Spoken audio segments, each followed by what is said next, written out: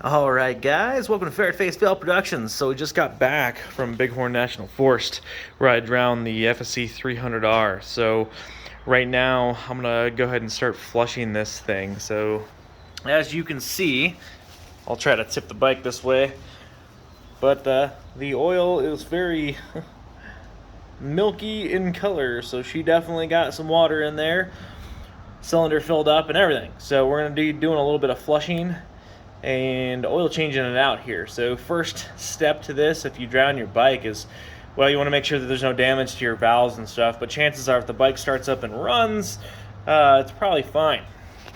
But if you dunk it in the water right away, I had a guy that had an awesome suggestion. Throw it in like third or fourth gear and then roll it backwards and pump the water out of the cylinder without bending anything. So I used the Kickstarter, very gentle-like. I think I managed to open the decomp exhaust port, so it pushed most of the water out into the exhaust. Then it fired right up. Sadly, I did have to ride on this oil for quite some time, so hopefully there's no engine damage in the long term, but at the end of the day, not much I can do at this point. I do have to say the bike performed phenomenally, even after being drowned, so lots of good things to say about this little NC300 motor.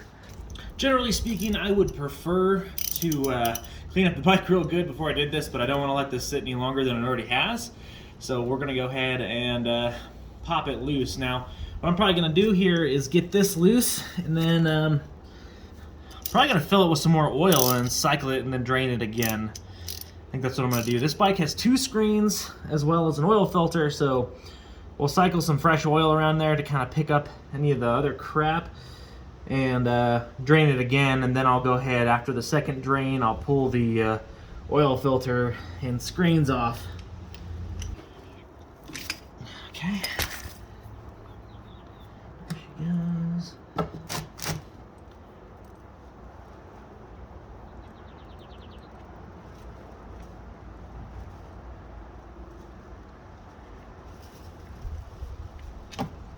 Oh, milky goodness.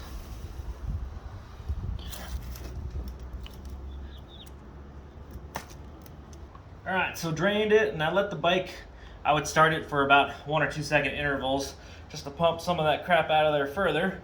Now we're just going to do a flush with some fresh oil.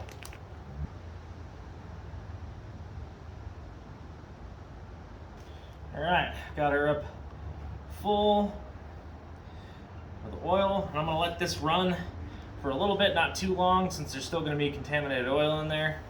But step 1 in flushing.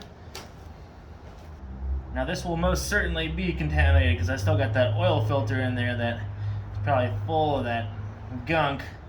But in an effort not to sacrifice too many oil filters, we're going to start with this.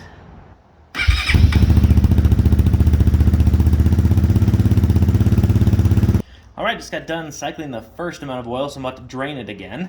So this is looking real milky again from the side window, which I'm not surprised about. So we might do one more cycle through before I take the screens and stuff out. I'll do my best not to super contaminate a new oil filter, but we might have to go through 2 of them. It's okay.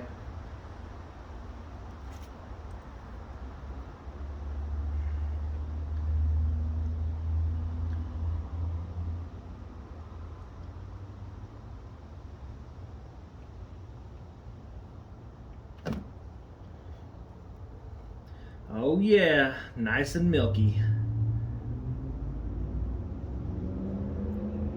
Alright, this is my 3rd drain, still looking pretty milky in there, and then now we're gonna take the screens and oil filter out as well. Woo! Oil's a little bit hotter.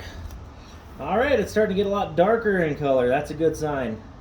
Still milky, but dark in color. Probably need to dump my my oil drain box here. I just did an oil change on my truck. This is a process, so all I can tell you guys is be patient if you did this. So you flush and drain it enough, you'll clean it up to where you won't damage the internals.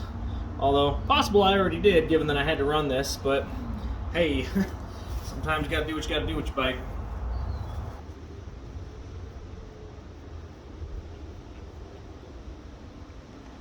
All right.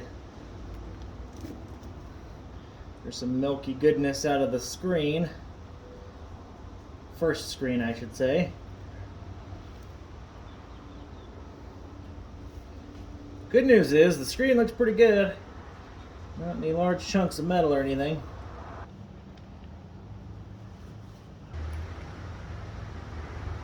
More milky goodness. Ew. That's nasty.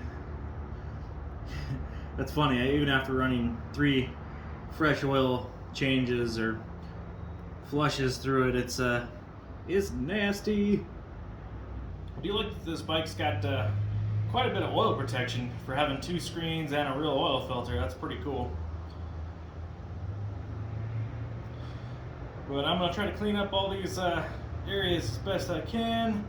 Then we're gonna slap it back together. I need to go drain my oil container, an AutoZone or something like that, and then grab some more oil since I've gone through all of my oil at this point. I think 1 or 2 more flushes. Well, I would say probably 2 to 3 more flushes, and I'll probably be in a good place. Okay, so we're on to the next drain cycle. So it looks like the oil's holding its color a little bit better this time around. Also, we went through and pulled all the screens out, took the oil filter out, did all that stuff. So looking a lot better now. I took it around the neighborhood to kind of clear through the gears and stuff, as well as the clutch plates, and see if we can get that cleaned up better in there. I'm probably going to add some seafoam after the next couple of changes if it's still looking gross. That'll help catch any of the junk left in there still. But it's coming back to life. I was just riding this, so hopefully I don't scold myself to death. Oh yeah, that looks good. Also had to go drain my oil pan. Yep, that looks like oil again. Good stuff. So some bubbles and some impurities in the oil, so still some junk in there. And I still got some traces of the white stuff coming out. So not done yet, but I'm pretty content with that. Another fun fact is that, you'd think that oil repels water, kind of what we've always been taught in school and stuff, but motor oils and cars and stuff have so many additives that they're highly attractive of, I guess, water in general. But on top of that, it kind of bonds with it because it's a very polar molecule that they make when it comes to engine oils. So that's kind of why you get that milky, milkshake substance. Water in the oil, of course, also makes the viscosity a lot higher. So yeah, that means it's going to be a lot thicker, and of course the bonds between the molecules will be too big, and then you'll get the evaporation in between. So that's when your metal surfaces start rubbing on each other instead of the oil lubricating them. Why it's such a big deal. Common sense stuff, but I found it kind of interesting. I found some cool studies that were done on the internet, some university, but another good thing for flushing out the oil is some seafoam. Seafoam is it attracts moisture very well, and it also helps to break up any of the white sludgy stuff that may get stuck up in the engine in places. So that'll be another great thing to do too if you make a mistake similar to mine. I think that should clean out most of the junk and make sure that we don't have any clogged or soon to be clogged areas of the engine.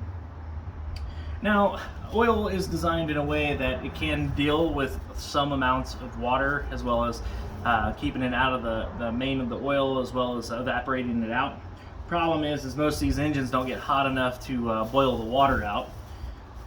Right around 212 degrees Fahrenheit is what you need to boil the water out, although I might get lucky here because up here at high altitude that's kind of different. Oftentimes though, our bikes don't get up past 212 degrees, or if they do, something's probably wrong. Okay, so we flushed the bike a couple more times, and I've got it in a place to where it's very clean oil coming out, and I'm sure that there's probably still some gunk up in the motor. I ran it around the neighborhood for a few miles and then drained it again, and then yeah, so now we're just kind of at the phase to where I just need to ride it a little bit more and keep up with oil changes. I also used a little bit of seafoam in the oil. That also kind of drug some gunk out in this last little change. I put some in there. So I'll probably, in my next ride out, we'll probably do like a 3 to 6 hour ride, no more than 1 day's worth of riding. and then change the oil again.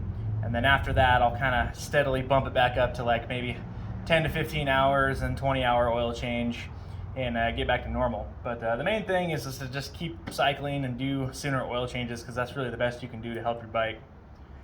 The next part of this though is the air filter. So I need to get in there and make sure that there's no crap in the intake or anything else. I had actually already checked this, but for the sake of this, I need to change the oil filter, or change the air filter anyway. I cleaned it up a little bit in there after it happened.